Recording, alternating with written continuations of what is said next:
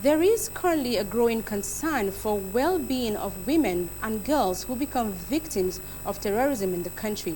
Speakers at a forum commemorating International Day of Remembrance and Tribute to Victims of Terrorism urged all to pay attention to women who have witnessed terrorism and help them heal. Correspondent Rosemary Ukokotega was at the event organized by the Gender Strategy Advancement International on Saturday in Abuja. Her report. Gender mainstreaming continues to gain prominence among individuals, groups and organizations. Issues such as participation in governance and social inclusion become the most talked about lately, especially as the country gears up for the 2023 general election.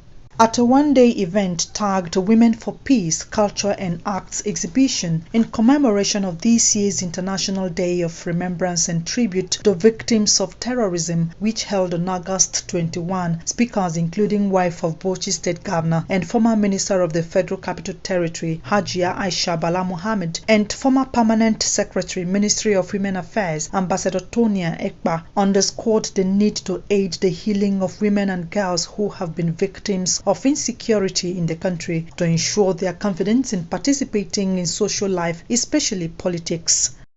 The negative development has continued to create havoc to the lives of people, especially women who are most vulnerable. My exposure in the public service especially has shown me that there is a challenge and a lot more advocacy should be made on women.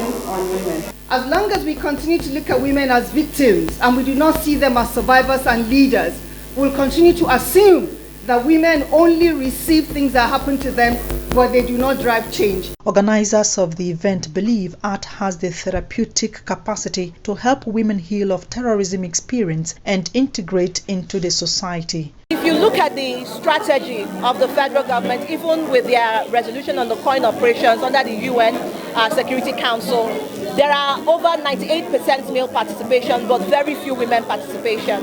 And the idea is that you are excluding the population of those who are critically involved in, one, as victims, two, as the majority of those who are displaced, three, as people who are burden bearers that will end up catering for those families.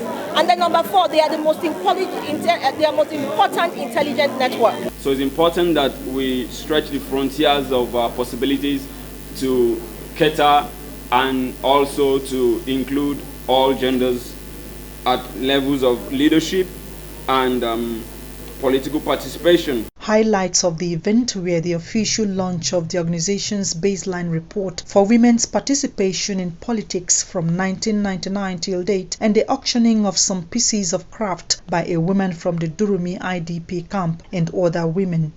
Rosemary Ukokotega, ASO Television News.